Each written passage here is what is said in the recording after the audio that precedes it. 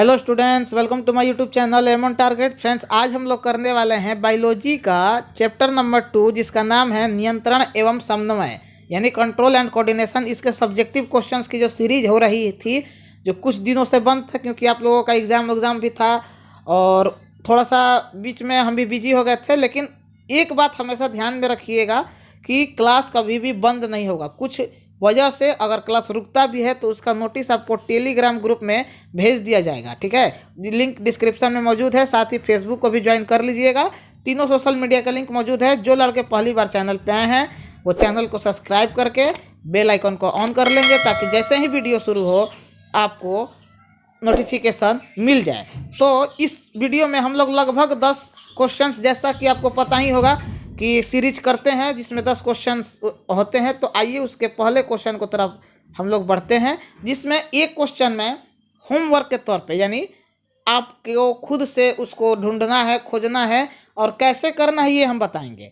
तो पहले हम लोग देख लेते हैं इंपॉर्टेंट सारे क्वेश्चंस को कि आयोडीन युक्त नमक के उपयोग की सलाह क्यों दी जाती है। तो सबसे पहले तो यहाँ पे एक ऑब्जेक्टिव तैयार हो गया कि नमक में क्या होता है, तो आयोडीन होता है। तो इसके आंसर को देखते हैं कि आयोडीन युक्त नमक के उपयोग की सलाह इसलिए दी जाती है क्योंकि इसमें आयोडीन होता है जो थायराइड ग्रंथि द्वारा थायरोक्सिन हार्मोन का निर्माण करने के लिए आवश्यक होता है। याद रखिएगा क्यों, क्योंकि ये आयोडीन थायराइड ग्लैंड में यानी थायराइड ग्रंथि के द्वारा थायरोक्सिन हार्मोन का निर्माण करने के लिए आवश्यक है। उसके बाद यहाँ से पैराग्राफ चेंज कर दीजिएगा। थायरोक्सिन हार्मोन कार्बोहाइड्रेट, प्रोटीन तथा वसा का उपापचयन करता है। इसकी कमी से घेंघा नामक रोग होता है। ऑब्जेक्टिव यहाँ पे तैयार हो गया कि आयोडीन की कमी से कौन सा रोग होता है, तो घेंघा यानी ग्वाइटर नामक रोग होता है। हिंदी और इंग्लिश दोनों मीडियम के लड़कों के लिए है। इंग्लिश वाले लड़के इसे गूगल लेंस पे जाके ट्रांसलेट कर लेंगे, सेम यही चीज़ आपको इंग्लिश में प्रोवाइड हो जाएगा, वहाँ पे दिख जाएगा और वहाँ से वो नोट कर रहे हैं या कॉपी में लिख रहे हैं या नोट्स बना रहे हैं, जैसे भी सुविधा हो आराम से उसको कर सकते हैं। ये क्वेश्चन नंबर 2 कि मधुमेह के कुछ रोगियों को चिकित्सा इंसुलिन का इंजेक्शन देकर क्यों किया जाता है। जो मधुमेह के रोगी हैं उन्हें इंसुलिन का जो इंजेक्शन है वो क्यों दिया जाता है, इस क्वेश्चन में यही पूछा है। तो आइए इसके आंसर को देखते हैं कि मधुमेह के कुछ रोगियों की चिकित्सा इंसुलिन का इंजेक्शन इसलिए दिया जाता है क्योंकि ये एक प्रमुख हार्मोन है जिसका निर्माण अग्नाशय में होता है। ऑब्जेक्टिव यहाँ से क्या हो गया कि इंसुलिन का जो है उसका इंसुलिन नामक हार्मोन कहाँ पे बनता है या कहाँ पे निर्माण होता है, तो अग्नाशय में। अग्नाशय यानी पेनक्रियाज, आमाशय को बोलते हैं स्टमक। यह हार्मोन रुधिर में शर्करा के स्तर को नियंत्रित करता है यानी ग्लूकोज सहायता। यदि इंसुलिन का श्रावण हमारे शरीर में उचित मात्रा में नहीं होगा तो हमारे रुधिर यानी ब्लड में शर्करा का ब्लड शुगर का रोग जन्म ले लेंगे। इस क्वेश्चन बस यही है कि यही 2 नंबर में आपको पूछ सकता है, प्लस इसके साथ 1 नंबर में जोड़ के भी पूछ सकता है। और लाइक करना भूलना नहीं है। ज़्यादा से ज़्यादा मैं शेयर करने के लिए बोलता हूँ ताकि हर लड़का पढ़ पाए। आइए 3 नंबर क्वेश्चन कि मेरु रज्जु किसे कहते हैं, इसके कार्य को बताइए। आइए देखते हैं क्या है भाई। तो मस्तिष्क का पश्च भाग यानी पीछे वाला भाग खोपड़ी के पश्च छोर पर उपस्थित महारंध्र से निकलकर रीढ़ की हड्डी में फैला रहता है। यही मेरु रज्जु, ठीक है, यानी स्पाइनल कॉर्ड। रीढ़ की हड्डी के मध्य एक तंत्रिका नाल होती है। मेरु रज्जु तंत्रिका नाल में स्थित रहती है। मेरु रज्जु मस्तिष्क के समान मृदुतानिक यानी पायामेटर तथा ड्यूरामेटर झिल्ली में ढकी रहती है।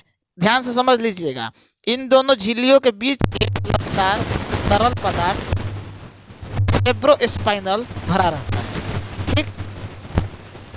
यही आपको लिख देना है एकदम हूबहू।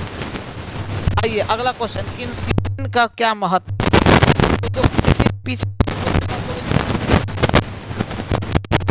लेकिन ये क्वेश्चन थोड़ा रिपीटेड है और कहाँ पर आता है थोड़ा सा हम आपको अलग से। इंसुलिन ऊतक को विशेषकर पेशी ग्रंथि कार्बोहाइड्रेट के उपयोग पर नियंत्रण करता है। यह यकृत कोशिका में ग्लाइकोजेनेसिस का प्रेरक है।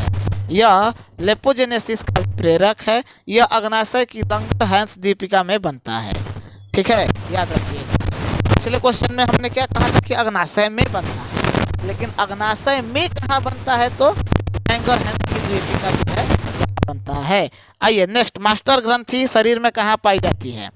तो मास्टर ग्रंथि पीयूष ग्रंथि के अग्र मस्तिष्क यानी फोर ब्रेन के पश्च भाग में डेंसिफिनोल नामक संरचना की निचली झिल्ली पर स्थित रहती है।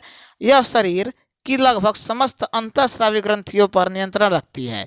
यहाँ से पैराग्राफ चेंज कर दीजिएगा अगर लिख रहे हैं तो। इसके पश्च भाग से निकलने वाला प्रमुख हार्मोन ऑक्सीटोसिन है। यह गर्भावस्था में गर्भाशय के पेशियों के संकुचन से प्रेरित कर प्रसव पीड़ा उत्पन्न करता है।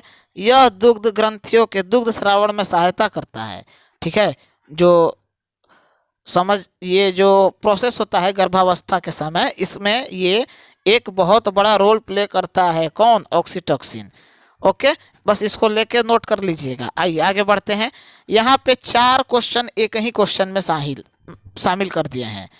पीयूष ग्रंथि, थायराइड, पैराथायराइड और अधिवृक्क, इनके कार्य को यहाँ पे देख लेना है आपको और नोट कर लेना है स्क्रीनशॉट लेके।